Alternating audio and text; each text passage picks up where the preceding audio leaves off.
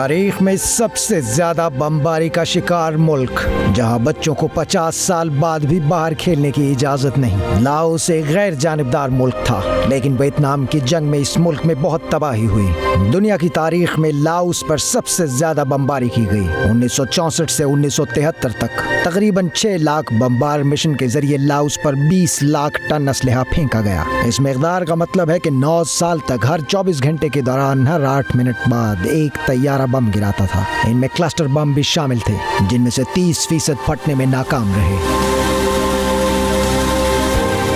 اتنے وسیع پیمانے پر بمباری کرنے والا ملک امریکہ تھا۔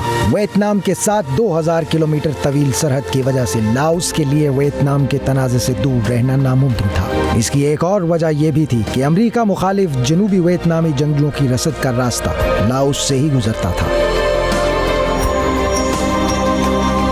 اس سال ویتنام سے امریکی انخلا کے 50 سال مکمل ہوئے۔ لاؤس پر بمباری کے اختتام کو بھی 50 سال ہو چکے ہیں، لیکن اس ملک میں اب تک وسیع تعداد میں ایسے بم موجود ہیں جو پھٹ نہیں سکے تھے۔ 1975 میں لاؤس کی خانہ جنگی ختم ہونے کے بعد سے لاؤس میں کمیونسٹ ریاست قائم ہے، جس پر ایک ہی جماعت برسر اقتدار ہے۔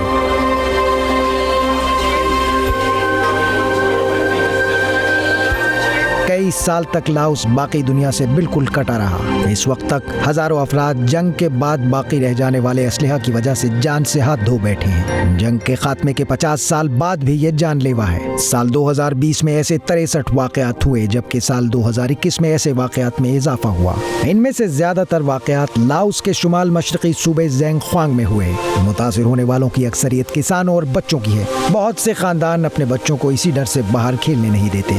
لاؤس میں بہت زیادہ کلسٹر بم پھینکے گئے تھے، اس لیے اس بات کا کافی امکان ہوتا ہے کہ اگر آپ کو ایک بم ملا ہے تو قریب ہی اور بم بھی موجود ہو سکتا ہے۔ آبادی کو بچانے کے لیے مائنز ایڈوائزری گروپ کے نمائندے اسکولوں میں جا کر طلباء کو خطرات سے آگاہ کرتے ہیں اور ان کو بتاتے ہیں کہ ان کو کیا کرنا چاہیے۔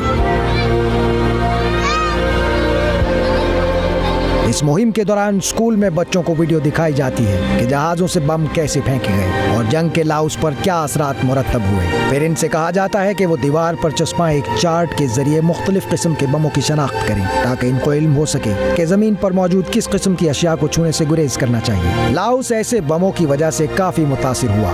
لاؤس میں جانی نقصان سے متاثرہ خاندانوں میں وہ لوگ بھی ہیں جن کو جنگ کا نفسیاتی طور پر اثر ہوا۔ اس کے علاوہ لوگ اپنی زمین اب استعمال نہیں کر سکتے۔